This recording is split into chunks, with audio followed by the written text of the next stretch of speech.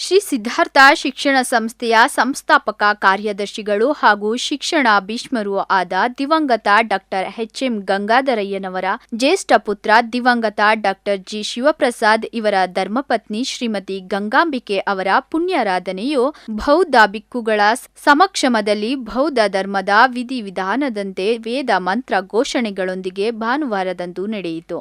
ತುಮಕೂರು ನಗರದ ಸಮೀಪದ ಸಿದ್ಧಾರ್ಥ ನಗರದಲ್ಲಿ ಪುಣ್ಯಾರಾಧನಾ ಕಾರ್ಯಕ್ರಮವನ್ನು ಶ್ರೀ ಸಿದ್ಧಾರ್ಥ ಶಿಕ್ಷಣ ಸಂಸ್ಥೆ ಕಾರ್ಯದರ್ಶಿಗಳು ಹಾಗೂ ಗೃಹ ಸಚಿವರಾದ ಡಾಕ್ಟರ್ ಜಿ. ಪರಮೇಶ್ವರ್, ಮೃತರ ಪುತ್ರರಾದ ಡಾಕ್ಟರ್ ಜಿ.ಎಸ್. ಆನಂದ್ ಮತ್ತು ಪತ್ನಿ ಮಾಲಿನಿ ಸೇರಿದಂತೆ ಕುಟುಂಬಸ್ಥರು ನಡೆಸಿಕೊಟ್ಟರು. ಇದೇ ವೇಳೆ ಗಂಗಾಂಬಿಕೆಯವರ ಸಮಾಧಿಗೆ ವಿಧಿವಿಧಾನಗಳ ಮೂಲಕ ಪುಷ್ಪನಮನ ಸಲ್ಲಿಸಲಾಯಿತು. ಅಲ್ಲದೆ ಪ್ರವಚನ, ಭಜನೆ, ಶ್ರದ್ಧಾಂಜಲಿಯನ್ನು ಸಲ್ಲಿಸಲಾಯಿತು. ಅನುಭಾವೇನ ಸದಾ ಸೋತಿ ಭವಂತು ತೇ ಭವತೋ ಸಬ್ಬ ಮಂಗಲಂ ರಕ್ಕಂತೋ ಸಬ್ಬ ದೇವತಾಂ ಸಬ್ಬ ಧರ್ಮಾನುಭಾವೇನ ಸದಾ. ಈ ಸಂದರ್ಭದಲ್ಲಿ ಸಿದ್ಧಾರ್ಥ ಶಿಕ್ಷಣ ಸಂಸ್ಥೆಯ ಟ್ರಸ್ಟಿ ಶ್ರೀಮತಿ ಕನ್ನಿಕಾ ಪರಮೇಶ್ವರಿ, ಸಿದ್ಧಾರ್ಥ ಶಿಕ್ಷಣ ಸಂಸ್ಥೆಯ ಆಡಳಿತಾಧಿಕಾರಿ ಡಾಕ್ಟರ್ ನಂಜುಂಡಪ್ಪ, ಮಾಜಿ ಶಾಸಕರಾದ ಗೌರಿಶಂಕರ್, ಕಾಂಗ್ರೆಸ್ ಮುಖಂಡರುಗಳಾದ ಇಕ್ಬಾಲ್ ಅಹಮದ್, ಪ್ರೇಮಾ ಮಹಾಲಿಂಗಪ್ಪ, ದೇವರಾಜು, ಸಿದ್ಧಾರ್ಥ ಶಿಕ್ಷಣ ಸಂಸ್ಥೆಯ ವಿವಿಧ ವಿಭಾಗಗಳ ಮುಖ್ಯಸ್ಥರುಗಳು,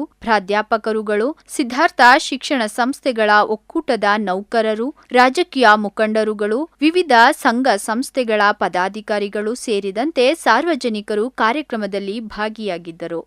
ಬೌದ್ಧ ಭಿಕ್ಕು ಸಂಘದಿಂದ ಬಂತೇಜಿಯವರ ಸಮ್ಮುಖದಲ್ಲಿ ನಡೆದ ಪುಣ್ಯಾನುಮೋದನೆ ಕಾರ್ಯಕ್ರಮದಲ್ಲಿ ಬೀದರ್, ಕೊಳ್ಳೇಗಾಲ, ಬೆಂಗಳೂರು, ತುಮಕೂರಿನ ಗೆದ್ದನಹಳ್ಳಿಯ ಬುದ್ಧಬಯಲು ಕ್ಷೇತ್ರದಿಂದ ಆಗಮಿಸಿದ್ದ ಬೌದ್ಧ ಭಿಕ್ಕುಗಳಿಂದ ಗಂಗಾಂಬಿಕೆಯವರ ಆತ್ಮಕ್ಕೆ ಶಾಂತಿ ಕೋರಲಾಯಿತು. Doctor HM. ಗಂಗಾಧರಯ್ಯ ಪುತ್ರ ಡಾಕ್ಟರ್ ಜಿ.ಎಸ್. ಶಿವಪ್ರಸಾದ್ ಅವರು ಬೌದ್ಧ ಧರ್ಮ ಪಾಲನೆ ಮಾಡಿ ಅನೇಕ ದಾನ ಧರ್ಮಗಳನ್ನ ಮಾಡಿದ್ದರು. ಸಿದ್ಧಾರ್ಥ ಶಿಕ್ಷಣ ಸಂಸ್ಥೆಯ ಹೆಸರಿನಲ್ಲಿಯೇ ಬೌದ್ಧ ಧರ್ಮದ ಪಾಲನೆಯಾಗುತ್ತಿದೆ. Doctor G. ಪರಮೇಶ್ವರ್, ಆನಂದ್ ಸೇರಿದಂತೆ ಕುಟುಂಬ ಸದಸ್ಯರು ಪರಿಪಾಲನೆ ಮಾಡುತ್ತಿದ್ದಾರೆ. ಮುಂದಿನ ದಿನಗಳಲ್ಲಿ ಇಂಥವರಿಗೆ ರಾಜ್ಯವನ್ನಾಳುವ ಅವಕಾಶವನ್ನು ದೇವರು ಕೊಟ್ಟು ಕಾಪಾಡುತ್ತಾನೆ. ಬೌದ್ಧ ಧರ್ಮದ ಅನೇಕ ರಾಜರುಗಳು ಪ್ರಜೆಗಳನ್ನು ಮಕ್ಕಳಂತೆ ಪೋಷಿಸಿ ಬೆಳೆಸುತ್ತಿದ್ದರು. ಅದೇ ರೀತಿಯಲ್ಲಿ ಇಂದಿನ ರಾಜಕಾರಣಿಗಳು ತಾಯಿ ಮನಸ್ಸನ್ನ ಹೊಂದಿ ರಾಜ್ಯವನ್ನಾಳಿದಾಗ ಸುಭಿಕ್ಷವಾದ ಮಳೆ ಬೆಳೆಗಳು ಬಂದು ಯಾವುದೇ ರೋಗ ರುಜಿನಗಳಿಲ್ಲದೆ ನಾಡು ಶಾಂತಿಯುತವಾಗಿ ಬೆಳವಣಿಗೆ ಹೊಂದುತ್ತದೆ ಎಂದು ಬೌದ್ಧ ಭಿಕ್ಕುಗಳು ತಮ್ಮದ ಮಂತ್ರ ಘೋಷಣೆ ಮಾಡುವ ಮೂಲಕ ಹಾರೈಸಿದರು.